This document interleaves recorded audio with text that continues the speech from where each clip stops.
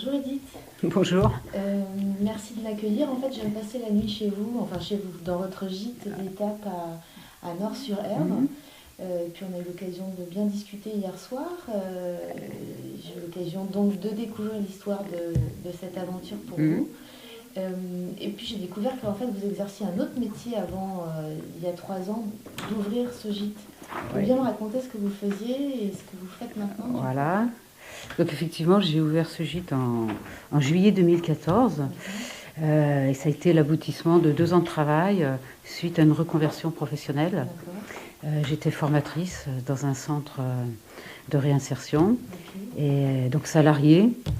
Et voilà, ça ne m'apportait pas de satisfaction, pas d'épanouissement. Vous étiez allé au bout de l'exercice de votre métier, c'est ça? Vous n'aviez Voilà, oui, j'avais vraiment l'impression que je n'étais pas épanouie et que je n'apportais pas ce que je souhaitais. Je suis assez exigeante et vis-à-vis des populations avec lesquelles je travaillais, je sentais que j'étais pas forcément très efficace. Enfin bon, il ne faut pas parler d'efficacité quand on travaille dans le travail social, mais ceci dit, le champ de la formation a beaucoup évolué et je m'y retrouvais pas. Donc, ça faisait quelques années que j'avais envie de faire autre chose, et notamment de créer quelque chose. Ce qui m'a beaucoup porté dans ce projet-là, c'est l'idée de créer, de faire son bébé, en fait. Ça me semblait être une aventure intéressante. Je suis issue d'une famille où on est un peu créateur. Enfin, bon, voilà, dans des exemples de frères et sœurs aussi qui ont créé. J'ai peut-être un petit peu ça dans les veines. Et pourquoi un gîte d'étape? Alors, effectivement, on peut créer des tas de choses, des tas d'activités professionnelles. Pourquoi cette activité-là? Parce que j'ai beaucoup fréquenté, j'avais une passion de la randonnée en montagne, avec mes enfants, mais aussi avec mon mari. Et donc, l'expérience de l'accueil en refuge, en gîte d'étape, m'a beaucoup plu et je me disais plus tard eh bien, j'avais envie de redonner ce que j'avais reçu et de créer ce genre d'activité. Ça me semblait être bien correspondre à ma personnalité et puis à des compétences aussi accessibles. Je n'allais pas refaire des formations compliquées techniquement, voilà. Donc j'avais les prérequis pour. Alors après, il faut mettre les choses en place. Donc une fois qu'on a l'idée, c'est bien. Et donc je sentais qu'il fallait que je sois accompagnée dans ce projet. Et du coup, j'ai fait une formation de créateur d'entreprise à l'AFPA, au Mans, là où j'habitais précédemment, et où on m'a donné la méthodologie, la marche à suivre pour monter ce projet.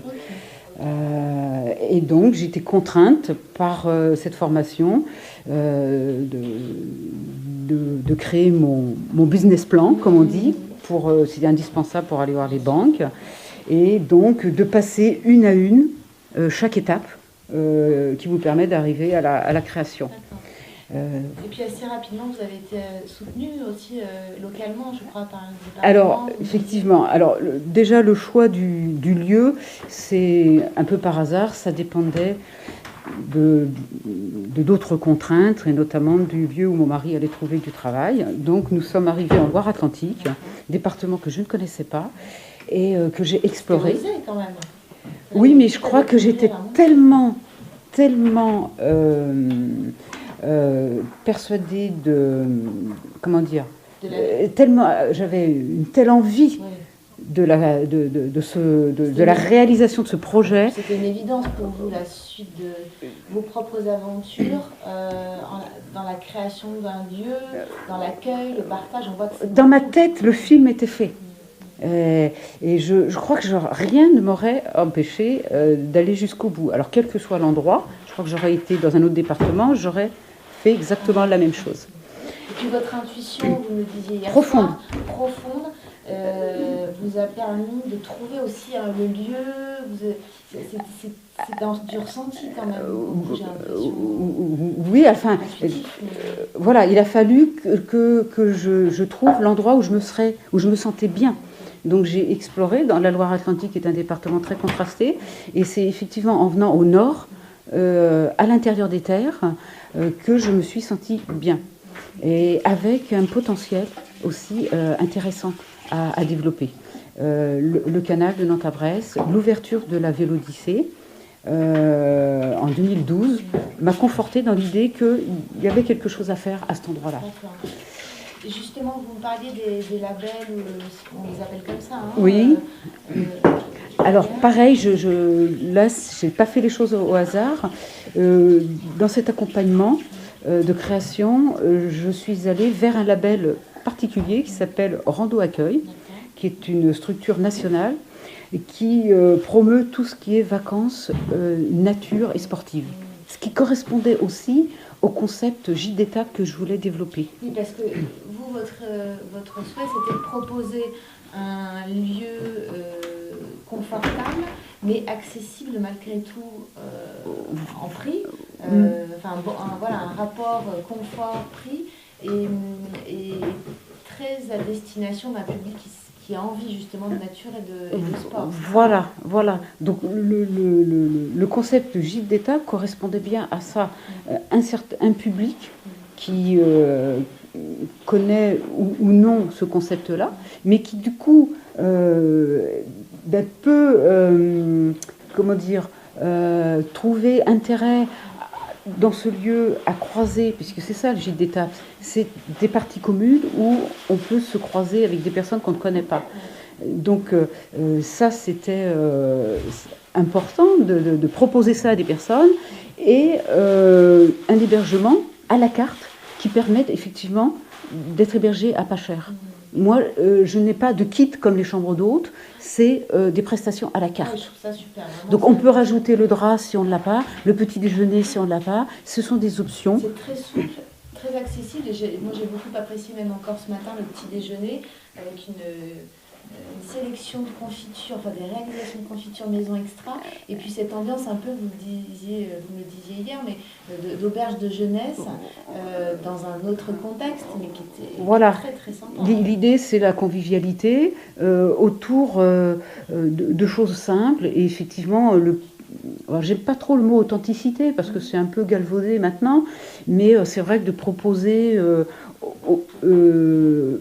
des savoir-faire et les partager comme tout simplement des confitures. Voilà. Bon, effectivement, j'ai le projet, je vous en parlais hier, de faire un compost pédagogique. Parce que vous êtes maître composteur. Oui, j'ai fait une formation de maître composteur. Ça a été aussi une des dans mes recherches de conversion professionnelle, ça a été aussi une piste. Voilà, donc je me suis formée. Maintenant, si je peux la mettre au service de d'autres personnes, les gens me demandent souvent, sont sensibilisés, où est-ce qu'on peut mettre le compost. Et voilà, d'avoir un compost un peu pédagogique. C'est quelque chose qui me tente. Tout comme je vous disais hier, les toilettes sèches. Oui. L'idée de proposer à des gens des toilettes sèches, ça c'est quelque chose qui me meut aussi, parce que c'est quelque chose qu'il faut essayer pour arriver en tout cas approcher le fait que ça peut être intéressant. Voilà, donc c'est vrai que le gîte que je n'ai pas pu faire aussi écologique que je l'aurais souhaité, parce qu'on a ses limites financières, etc., me permet quand même cette activité d'amener des prolongements dans des façons de voir la vie, voilà, avec des choses un peu alternatives, toutes simples. Bon, je pratique évidemment le tri sélectif, je demande aux gens, c'est des premiers pas, voilà. Mais pour moi, c'est presque naturel, quoi. Mais voilà, donc si je peux faire un prolongement de toutes ces c'est pas des passions, mais des façons de voir les choses, voilà. Voilà, de les partager, oui. Bon, merci en tout cas pour tout ça, pour toutes ces découvertes, Edith, et pour votre accueil généreux et le cœur ouvert. C'était un moment très agréable à partager avec vous hier et ce matin encore. Ben, je n'ai moi que le retour de cette passion dans justement les remerciements et le sourire des gens quand ils sont passés ici. Voilà, ça c'est vraiment l'aboutissement De votre travail. Voilà, et il n'y a pas meilleur résultat. Oui, récompense. Récompense, voilà. Merci, bonne journée. Eh ben, bonne route à vous, Merci. puisque vous n'êtes pas arrivé au bout de votre périple. Quelques kilomètres. Voilà.